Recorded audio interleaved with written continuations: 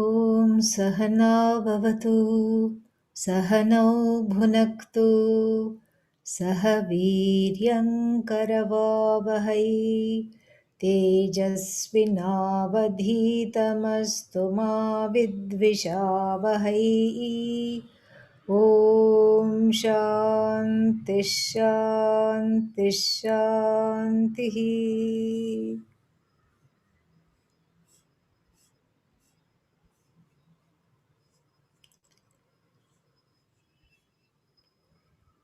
Last portion of verse 63. Last two lines. Maya upadanam etat sahacharitam iva brahmana bhati tadvat. So, after this long and very beautiful discussion about the particular notes and the general notes of any musical instrument, and how the general notes make the particular notes discernible and stand out. After this wonderful discussion, what do we have?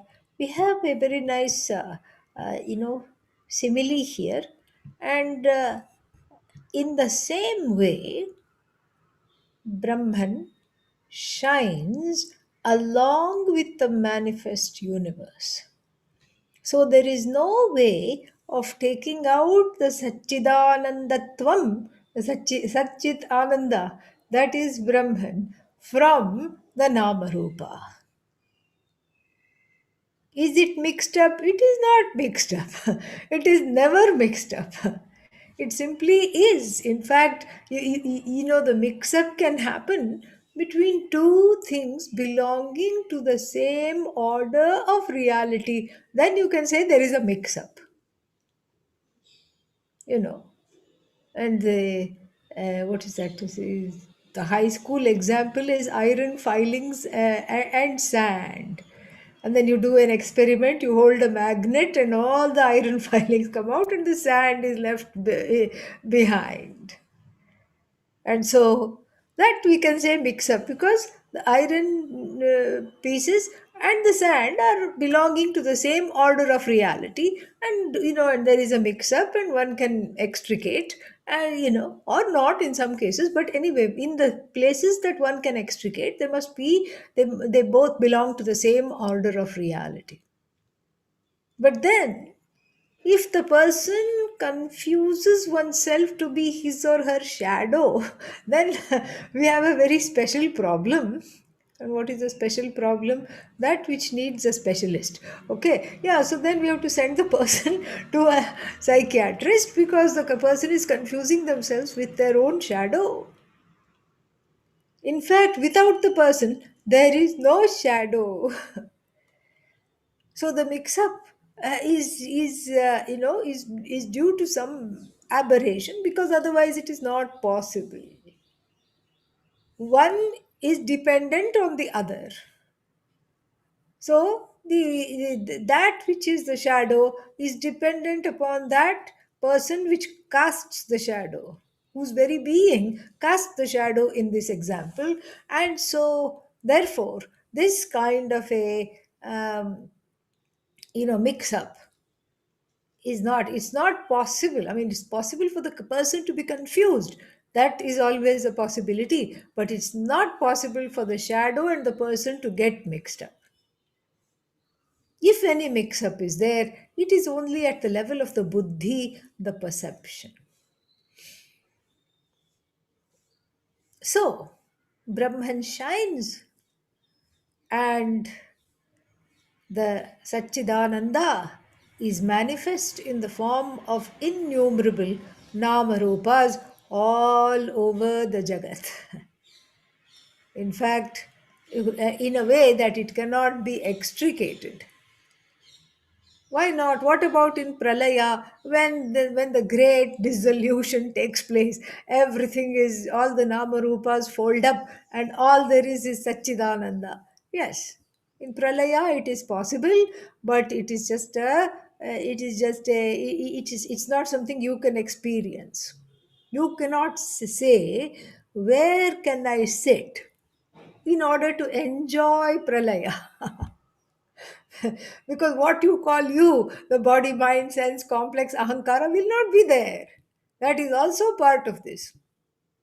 It's like the astronomers wondering, where to sit, where should we sit in order to enjoy the show of two galaxies merging.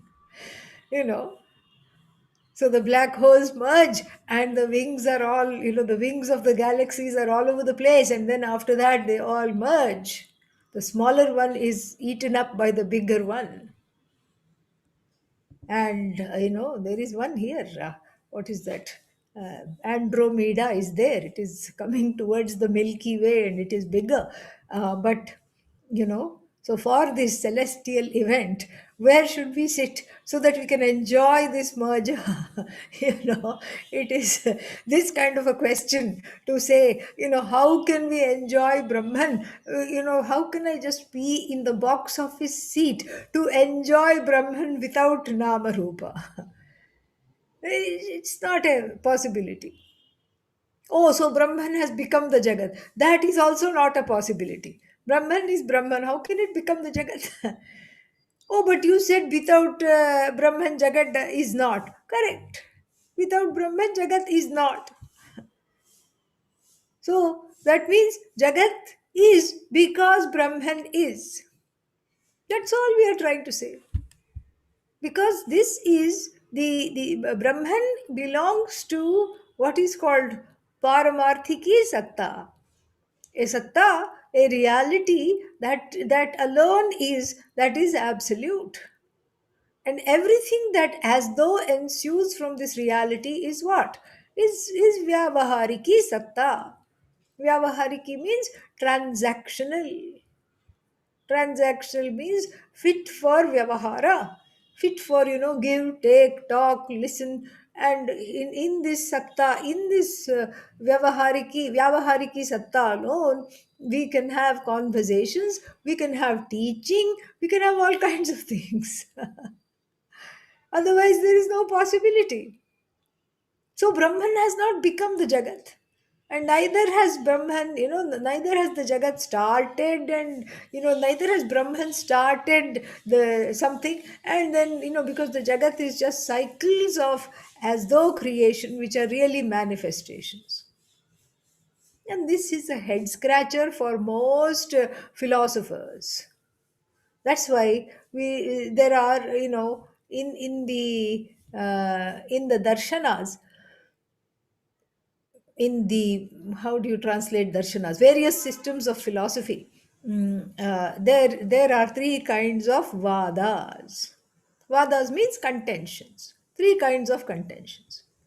So if you talk to the Nayayikas and their cousins, Vaisheshikas, logicians, so what will the logicians and Vaisheshikas, I don't know how to translate, but they're cousin brothers. So if you talk to them, what will they say? They will say there was nothing, and out of this nothing has come this Jagat.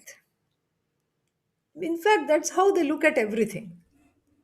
So what was so the what is so the no so even non-existence, they talk about it from four standpoints. Even one non-existent we don't subscribe to, because Brahman is never non-existent. But here somehow these people have come up with four kinds of non-existences, not to be outdone, and to have this to be very what should I say, to be on top of everything.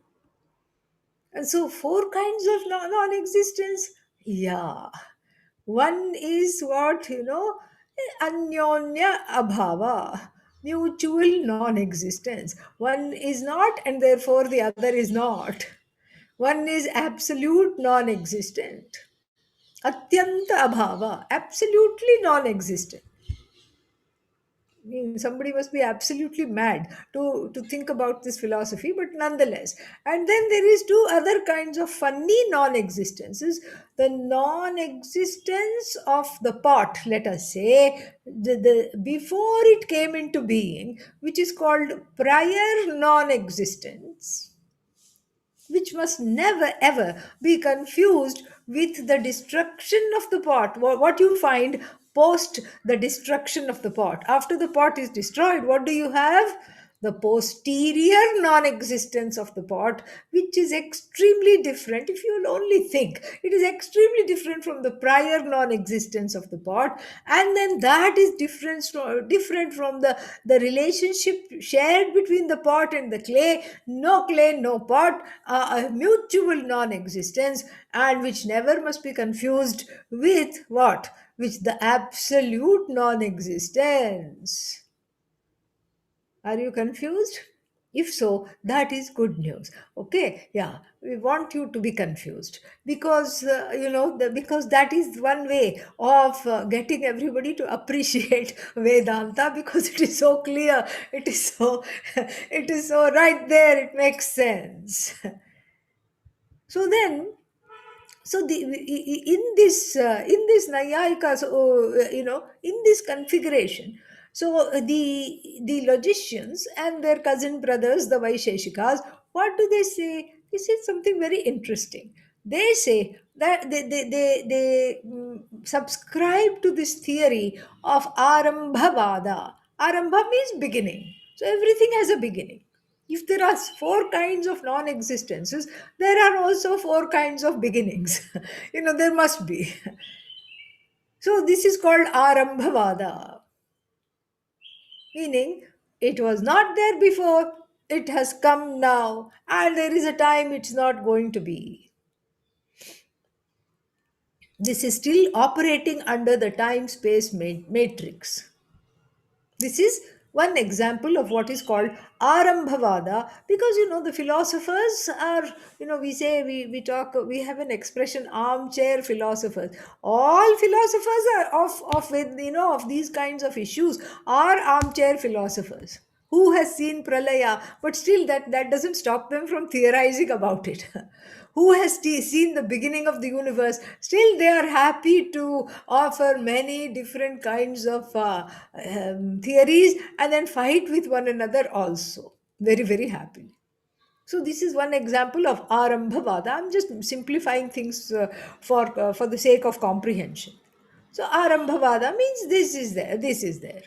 And then, then we have another kind of Vada called Parinama Vada. Parinama means Brahman has become the Jagat. Everything has become something else. And that change is final.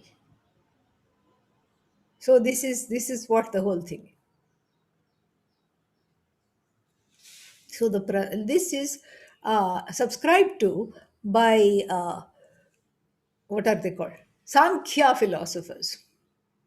Sankhya philosophers, and even in Sankhya there is some who understand Ishvara, and some who do not bring Bhagavan into account. And so, what do they say? They say that this Jagat is a modification of this Pradhana, the creative force. And then what? Then, then we have the Vedanta Shastra, which doesn't subscribe to either of these Vadas, where this connection between Brahman and the Jagat is concerned. So, what do we have? We have another Vada called Vivartavada. Vividham vartate iti vivarta. Vartate, it is. Vividham means it is in many forms. And is within quotes. It alone is, but the form and the name are dispensable. They are not there. They come, they go. They are there, but they are not real. And so, therefore, this kind of a thing, it is unique to Vedanta, this Vivartavada. Swaswarupa. Aparityagena Rupantarapattihi is the definition of Vivartavada. What does it mean? Not give, without giving up its own nature, it as though takes on a different form or many different forms. This is called Vivartavada. See why we love this Vivartavada, because Arambhavada will get us into a soup. That means the Jagat had a beginning, and then you know what? So if the Jagat has a beginning, and then it will have an end, and then what will happen is that it is, and then when the next cycle of creation comes out, then there is no connection between Brahman and the Jagat. So Brahman gave birth to the Jagat, and then Jagat is an orphan. That is what it is, because there is no connection. And if it is Arambhavada, if it is Parinami Vada, then there will be no Ishvara at all, because the Brahman has become the Jagat. So therefore, Vivartavada it makes sense even to on a conceptual level, because we see things that don't have a form of their own taking up different forms. Like what? Like even space. So for the teenager, space, his or her space is very, very sacred. So what will they do? They will put a skull and crossbones drawn, or and taped to the door, and underneath will be a writing: danger, enter at your own risk, keep away, my room. So space, which has no form, has become this fellow's room. How? That's how. Has space become the room? No, no, no. It has just become the room. It's not really the room. you know it is as though become the room of this 12-year-old. That's why they're called tweens. They are not yet teens. So then this boy or girl is discovering herself himself, and then in the process wants to carve out an identity with the help of space, which is all pervasive. And now the space is called, do not enter room. Yeah, the space has a new name now, a room that is not available for entry. Space is enclosed in this room. So like this, that is there. That is very much there, even in the even in our everyday parlance. Things that are without name and form suddenly gain a name and form, and people fight over them also. Time also is like that. Time has no particular form. But then try going into an office, or especially some kind of a factory assembly line, garment factory, etc. You have to punch in and punch out, and then, and there will be a floor supervisor who will look disapprovingly at every phone ringing, and then who will look disapprovingly at you when you come half a minute late back after your break. Why? Because they own your time. First of all, there is no such thing called your time and my time. It is just time. It is Kala. But no, I own your time. How can you own my time? Well, because I'm paying you for your time. So your time, suddenly time has become a commodity. It has become commodified. Space, of course, is commodified. That's why the real estate people, that is what they talk about. The real estate people are all into, they are experts in how much is this much space worth. In New York City, you're happy if your whole house is as big as a bathroom. In some other places, yeah, you're happy, no problem at all. And then they have interesting ways of organizing the space. They say, don't go horizontal, go vertical. And so all the time you have to be looking up, and then you have to have ladders, and then everything is on top of everything else. And so, and then there is, and then among the socially and ecologically aware out in the, in the west coast of the United States, there is this tiny house movement. Okay. Tiny house movement. and, and tiny house means what? The whatever, the bed, when it's not being used, is put up against the wall, and then during the day when it is put down, it is the dining table. That's all it is. And then and you eat off of it. Yeah. And then so this is how it is. And when the bathroom is not being used, it is the kitchen. Okay, don't ask how. They will find ways of organizing this space. In fact, I saw a spoof of this. I saw a spoof of this tiny home, and then it was not even 100 square feet. 95 square feet in everything, and this and this couple, living there.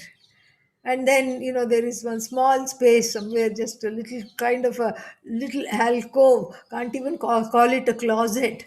And then she says, get out of here, I need to cook. And he says, I need space, I want to be alone.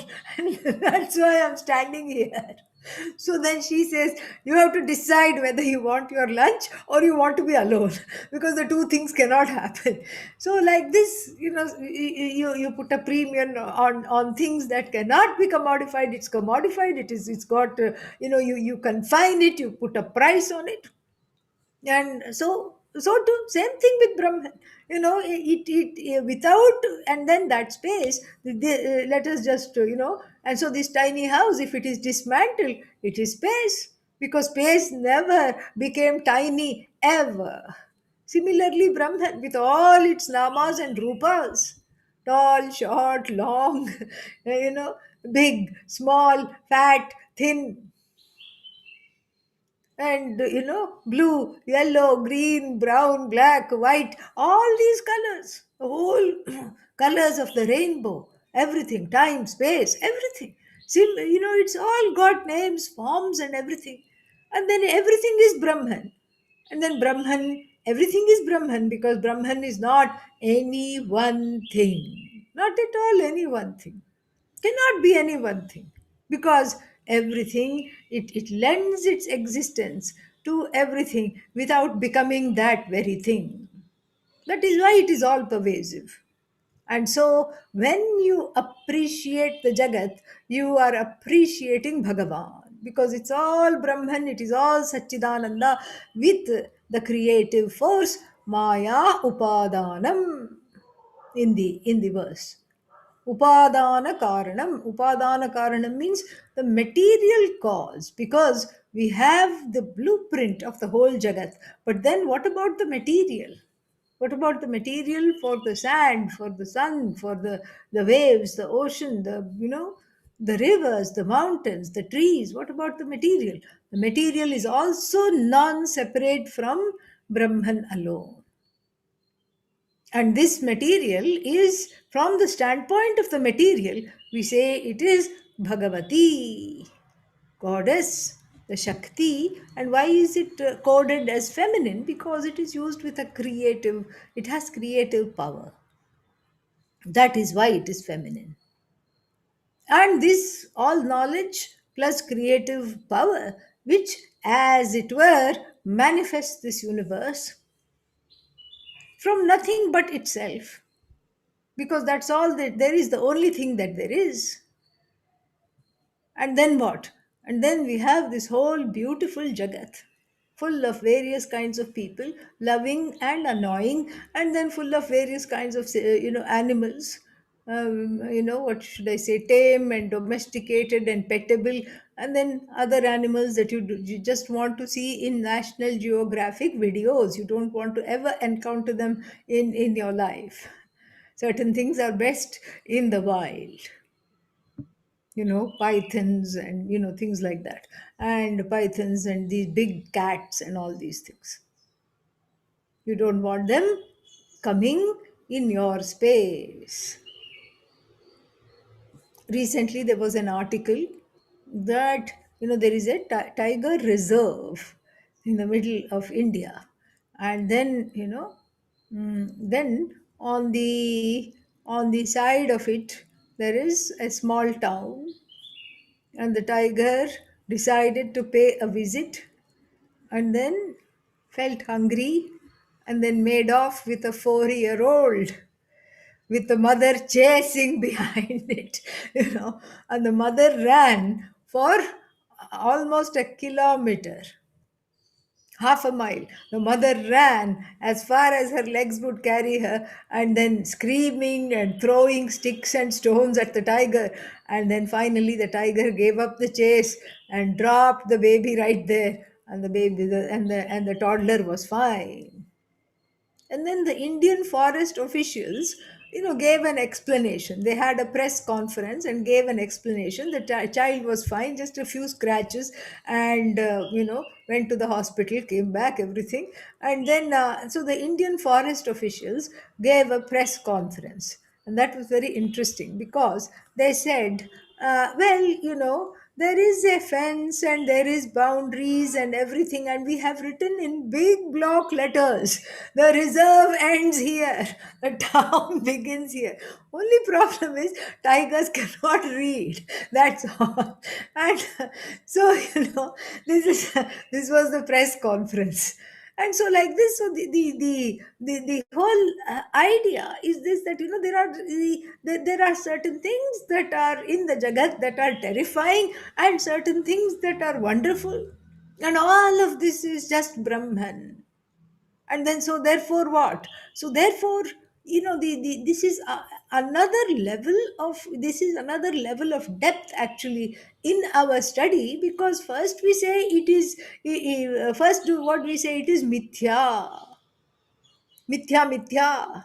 Mithya tiger carried off the Mithya 4-year old with the Mithya mother, throwing, Mithya sticks and stones and running, and running is also Mithya, and chasing the tiger is also Mithya. The little boy that got, whose t shirt was in the tiger's mouth along with the boy, is also Mithya. And everything is mithya, mithya. This is one way of looking at it, and it's an important way of looking at it. I'm not dismissing that it is mithya. Mithya means dependent reality. But here, what this verse is trying to show, with the help of those mantras from the Brihadaranyaka Upanishad that we have been looking at, is that yatra yatra mithya, tatra tatra, what? Satyam. Ah, Satyam, very good. Wherever there is Mithya, there is Satyam right there, because without Satyam, Mithya doesn't have a leg to stand on. So, this is what we call, I mean, here I can use the word transcendental knowledge. Otherwise, I rarely use the word. So, because this Mithya, one way to see Mithya is that it is dependent upon Brahman. That is one of its definitions. That it doesn't have a leg to stand on. Without Brahman, there is no Mithya. So here, from the standpoint of this realization, this understanding, what are we saying? Everything is Brahman, Brahman, Brahman. So what do? You drop the name and the form, and then you perceptually, cognitively, you drop the name and form, and then you immediately connect to the truth of yourself, which is Bhagavan, which is Brahman. This itself is a contemplation, as it's going to be talked about in the, I think in the last line there is a reference to it. uh,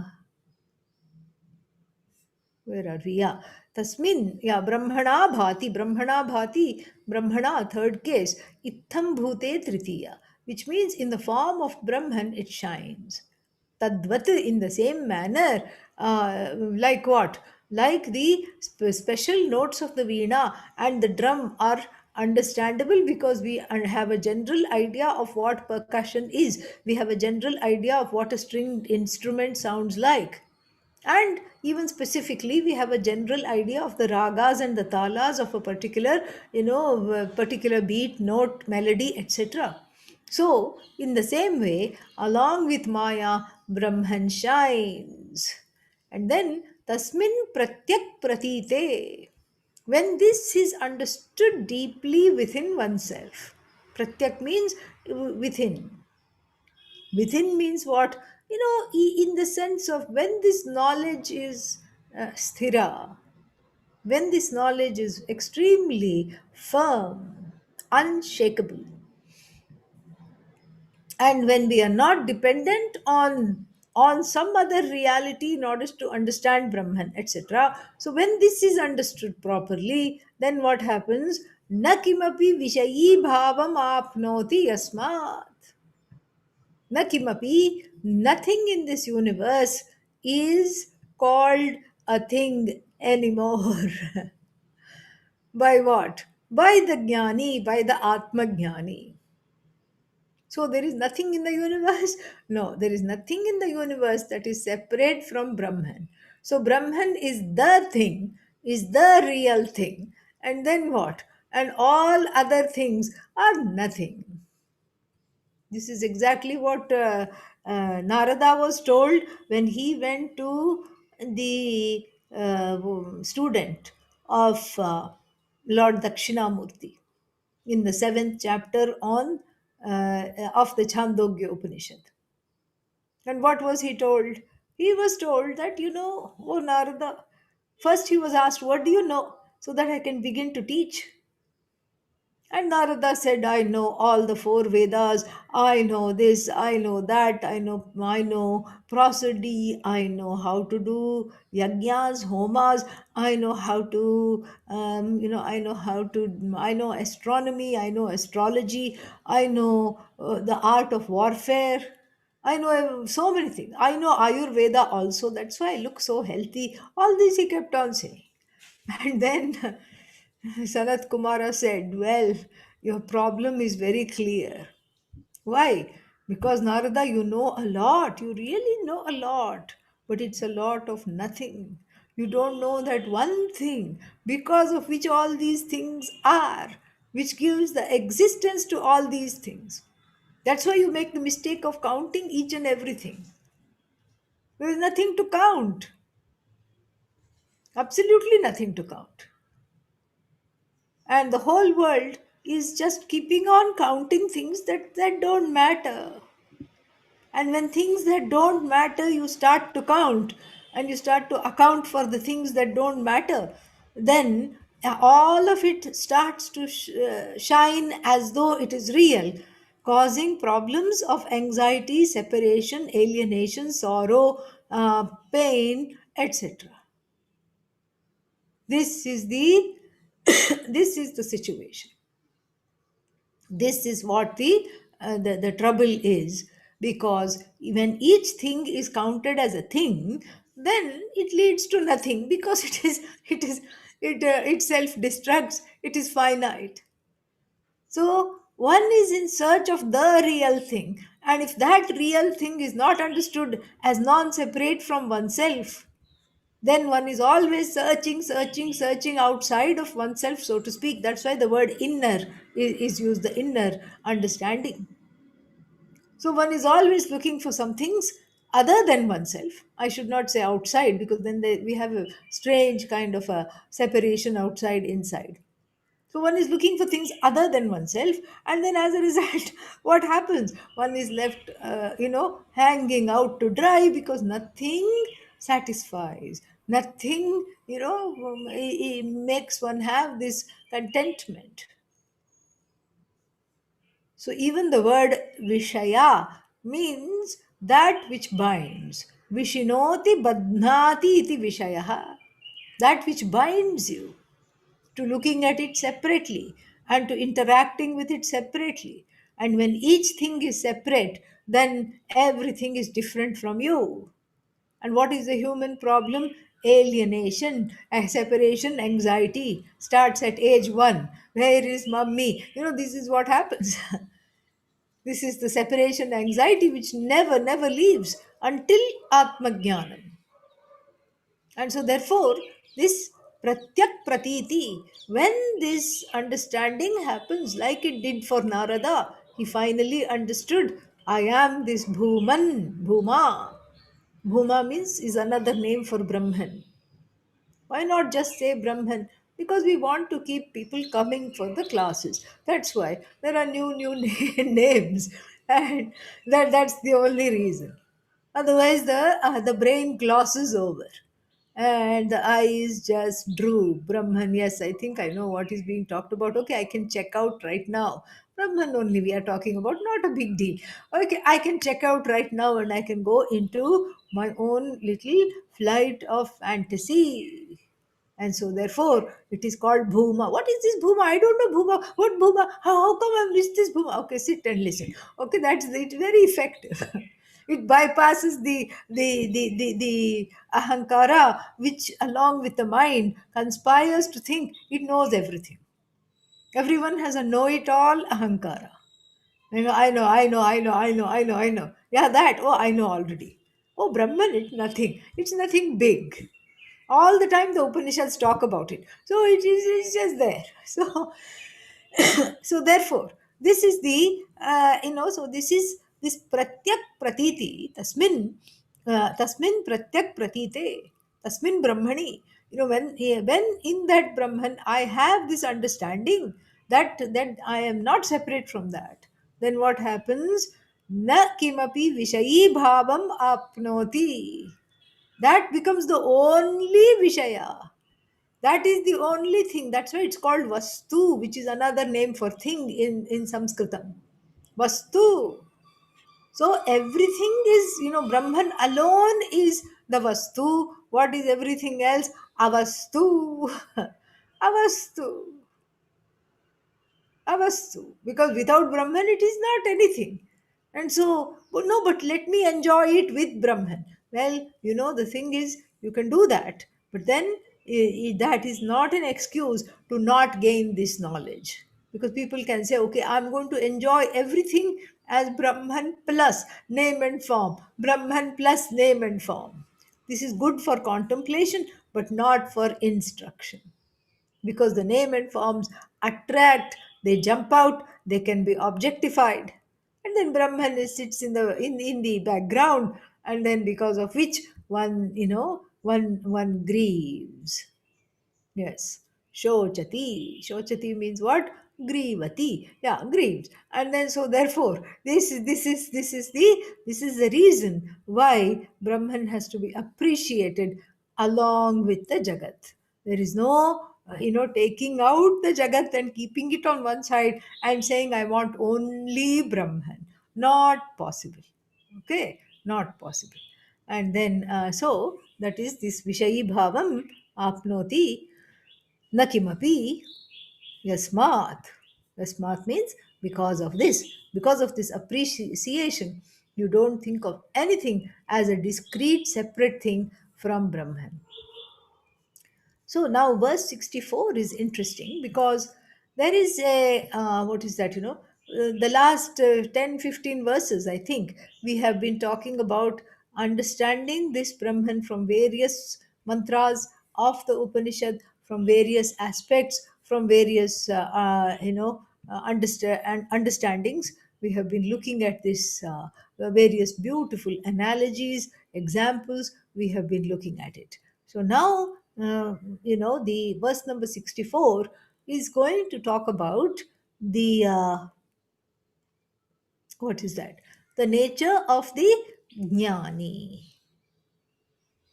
along with a little, what is that? Sadhana. The sadhana means a certain contemplation. So that contemplation is here also is alluded in the last line of 63, meaning look at everything as Brahman alone. And in 64, it is a little more fleshed out. So let us look. दृष्टः साक्षादिदानीमिह खलु जगतामीश्वरः संविदात्मा विज्ञातस्थाणुरेको अभितः सर्वभूतान्तरात्मा दृष्टं ब्रह्मातिरिक्तं सकलमिदं असद्रूपमाभासमात्रं शुद्धं ब्रह्माहमस्मीति अविरतम् अधुना अत्रैव तिष्ठेदनीहः.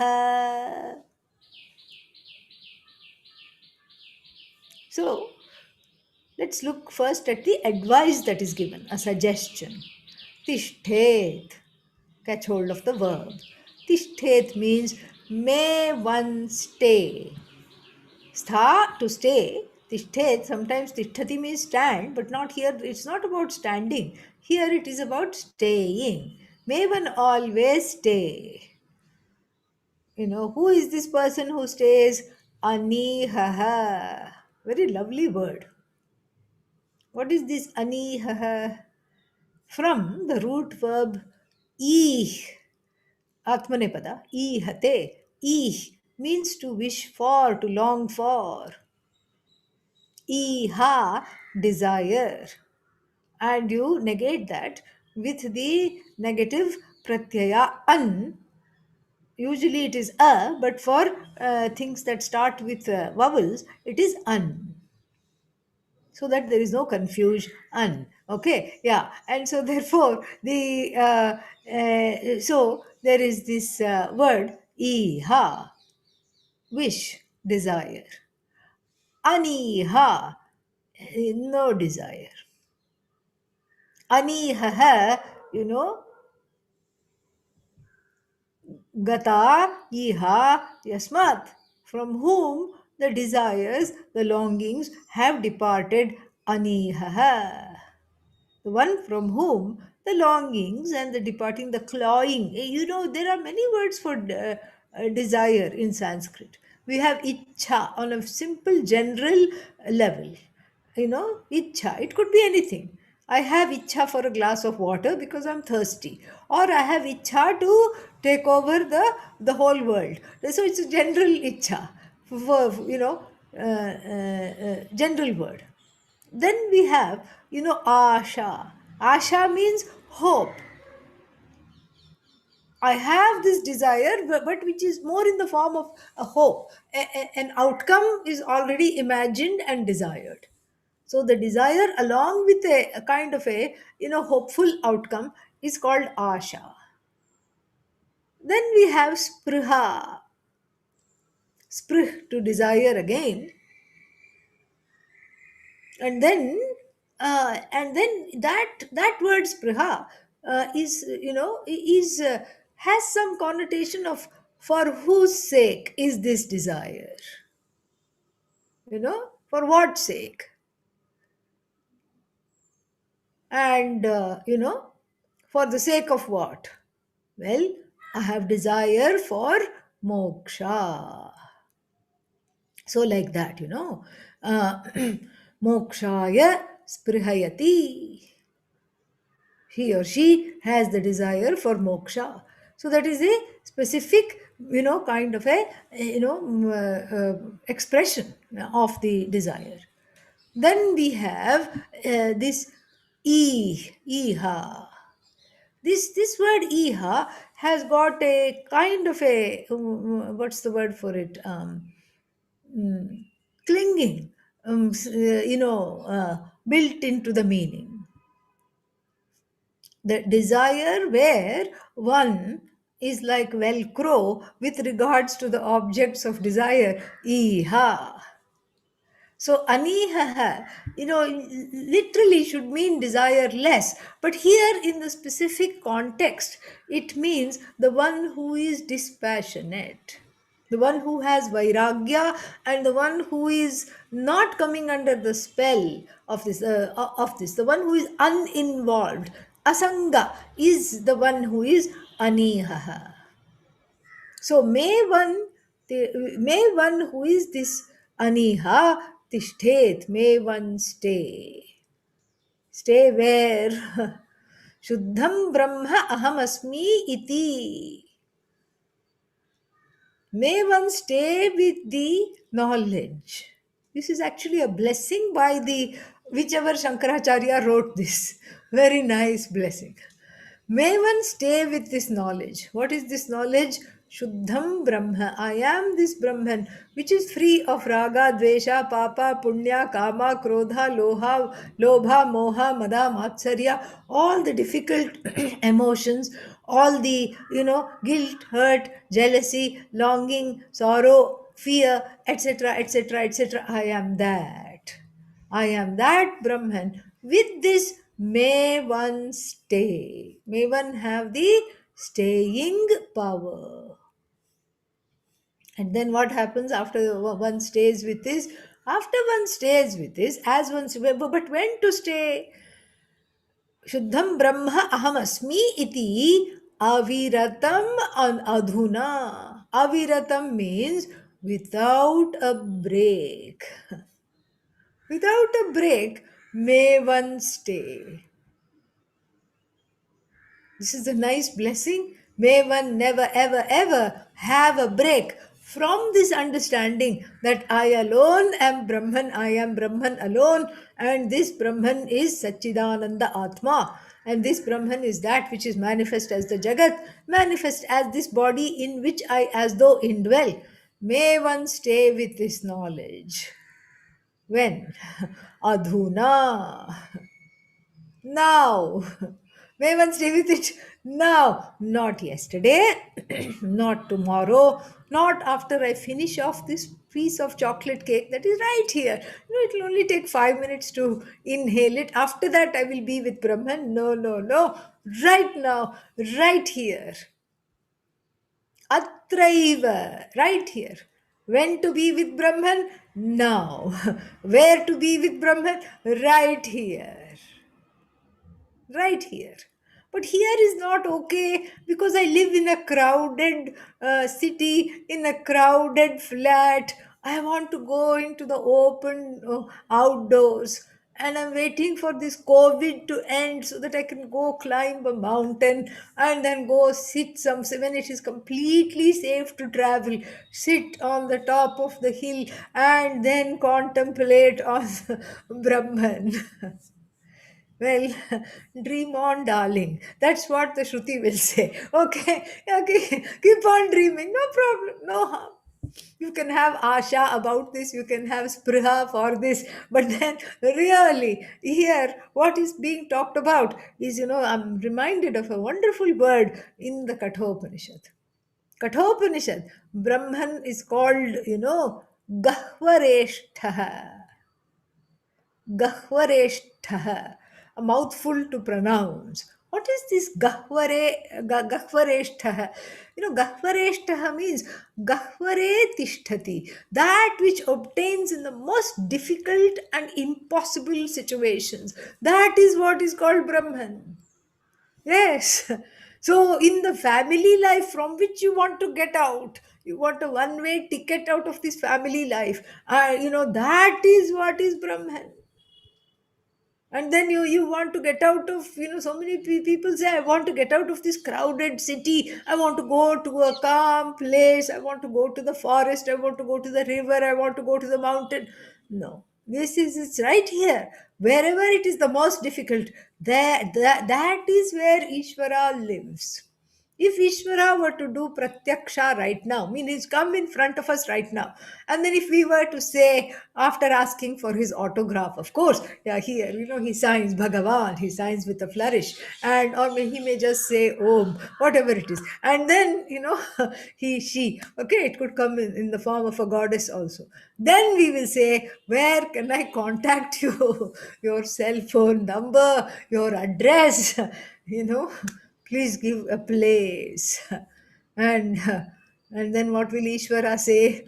I live in the most dreadful and the most difficult of places. The place is crowded. Think of the heart, antakarana, is full of doubts. The stalactites and stalagmites of doubts, that's why it's called a cave. The cave of the antakarana is full of doubts, full of pain, full of sorrow, which have the stalactites and stalagmites, these growths of all kinds of doubts. And bats in the form of fear keep encircling above, and then it is pitch dark, and then there is some kind of a rustling sound and some kind of a growling sound, your own ragadveshas, okay, but then they have all these things, some kind of a rattling sound. Is it a snake? No, no, no, it is just krodha, that's all it is. It's all part of the unconscious. And there you say, "Oh, mummy and daddy of the universe, how can you leave me, your child, in this terrible place?" Where all these, and there is a drip drip sound, that is sorrow. Okay, in permanent leak, drip drip drip drip, very annoying and then torturous. And then, and then you say, how can you leave me? And Bhagavan doesn't talk. Why? Because Bhagavan is hoarse. Because Bhagavan has said, I'm right here. Look, right here. See.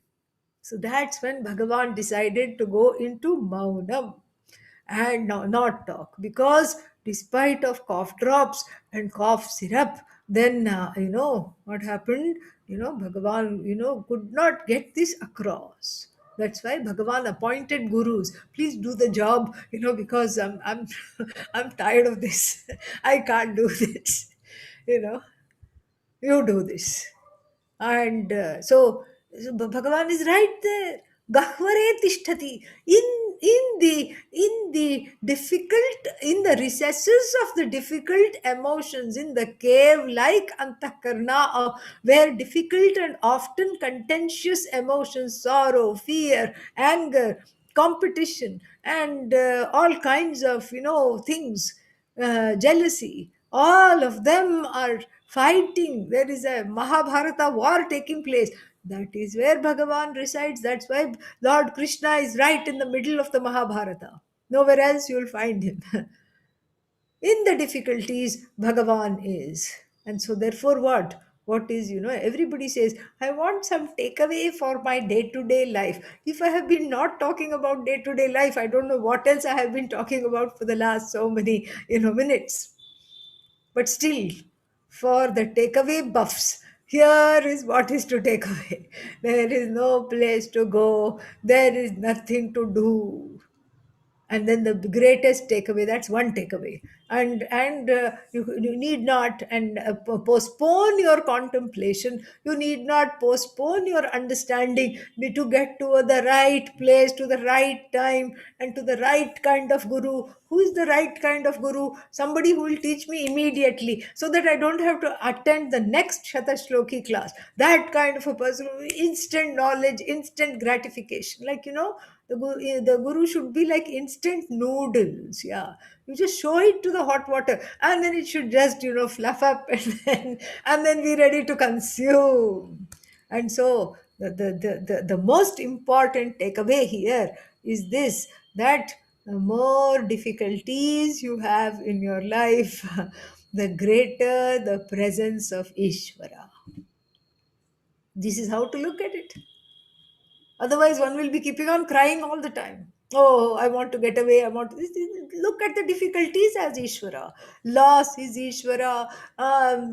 Separation is Ishvara. Unconscious mind and its various machinations, Ishvara.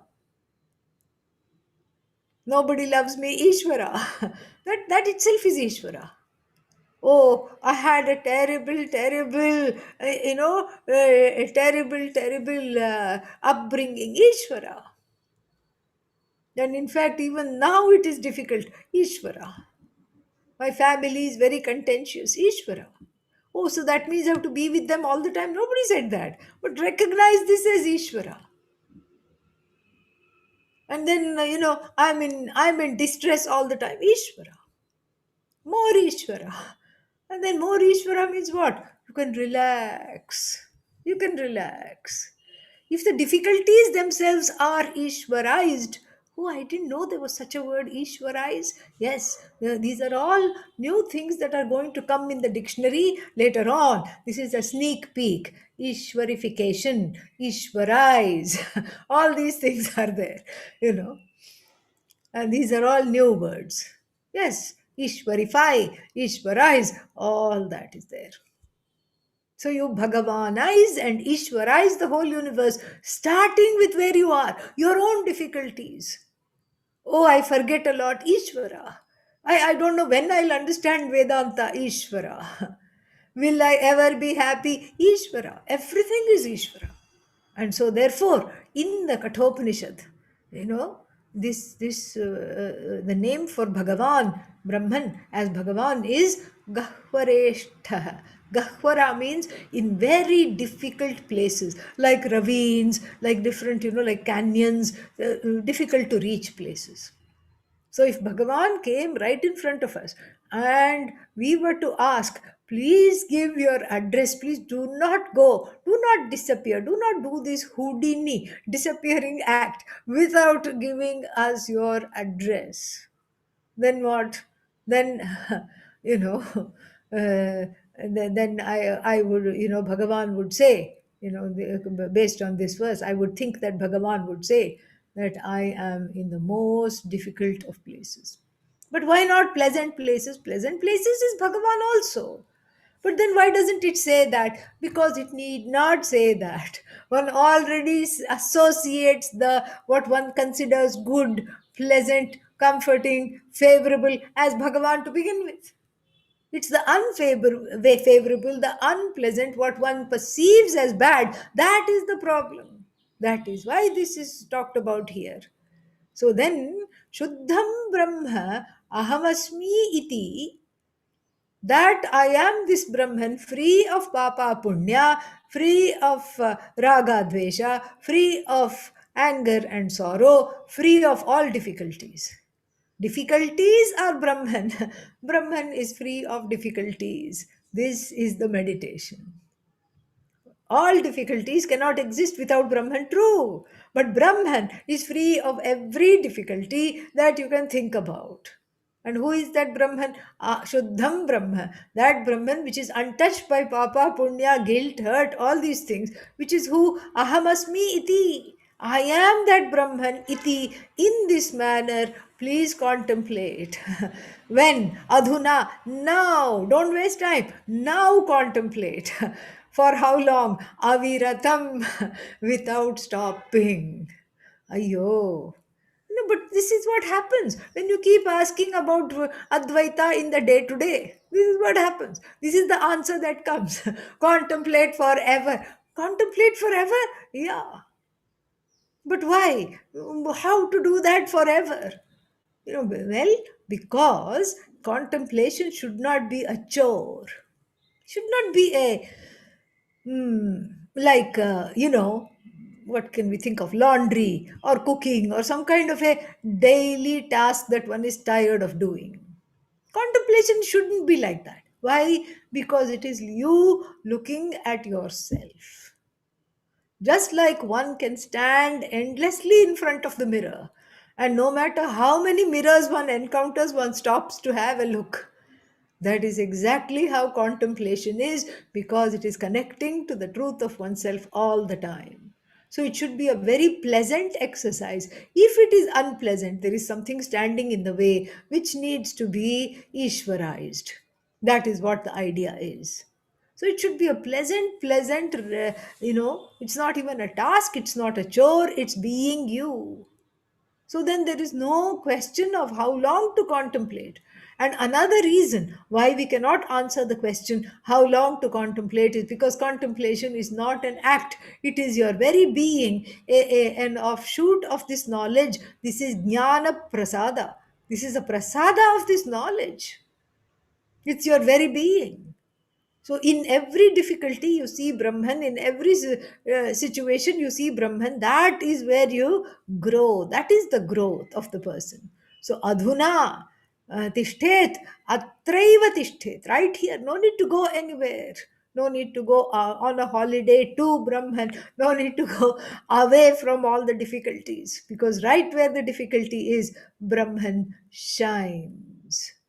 Yeah, so that much is enough. Rest we'll see when we come back. We are having about maybe 2 or 3 week break, and so then when we come back, we will restart the classes sometime probably in the first week of January. If you are on the mailing list, you will get the notice, and if not, and you would like to be on the mailing list, you can put your email addresses, and then Janani will make sure that you will get the notice. And then if you if you don't want to be on the mailing list, then please go to the ashram website, because that will also be, Meenal will keep it updated, and then you will know when the classes are starting. Okay, yeah. So then there are some questions here before we close. Is aniha same as Uddhaseena? Yes, same. And then Uddhaseena also means a kind, in day to day life, Uddhaseena means the one who is neglectful. But here, aniha doesn't mean neglectful. Aloof, yeah, that's the kind, that's a better word. So, aloof from whatever, not embroiled. Asanga is a better translation. Mm. Kunti Stuti says, give me more difficulties as I think of you, Krishna. One need not go that far. Don't, need not, when you pray, pray for something wonderful. Okay, don't say pray for more difficulties. Yeah. So, better to say, please transform these difficulties into an act of prayer, into your own presence. That is good. And then what? Doesn't nispriha means being non-conscious of, unaware? Yeah. No, nispriha means desireless. And we have to look at the context. There are so many, there are so many various ways in which, Sanskrit is a very dynamic language, and a lot of it depends on the context. So we have to look at the context, where it came, how it came, what it is, saying, etc. Nispriha means, desireless. Pumanscharati nispriha निर्ममः नित्यसत्त्वस्थः निर्योगक्षेमः आत्मवान्. This is all Bhagavad Gita. Nispriha means the one without desire, not unaware. Okay, yeah. Maybe in a different context. I don't know where the context is that you're taking this from. And sometimes it also has to do with the translation. Some of the translations are, not in keeping with what is the intent of the Bhagavad Gita and other texts. Okay, yeah. So we will have the weekend classes. We will have, what do we have in the weekend? We'll have Sanskrit. We will have the Chandogya Upanishad also. Okay, yeah. Om Purnamadah Purnamidam Purnat Purnamudachyate Purnasya Purnamadaya Purnamevavashishyate. Om Shanti Shanti Shanti. Harihi Om Shri Gurubhyo Namaha. Harihi Om. Yeah, one more announcement. End of the year, we have a retreat on Laghuvakya Vritti, and my co-teacher, another Swami, is going to take up a verse from the Bhagavad Gita, Swami Muktatmananda ji, and this is going to happen at Arshavidya Gurukulam in Pennsylvania, in Sailorsburg. So, if you go to arshavidya.org /live. I will put this here, okay?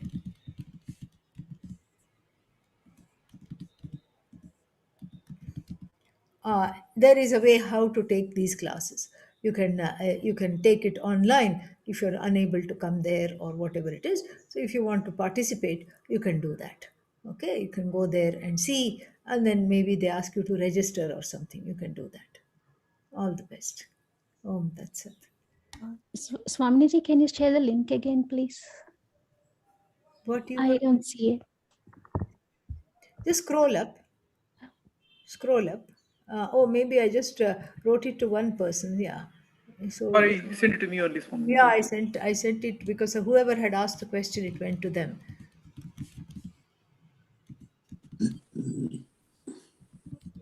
Yeah. arshavidya.org /life. And even on arshavidya.org, all the details will be there, how to register, etc. You can participate online. It will be lovely to see you, or you can come there, and that will be wonderful also. Yeah. All right.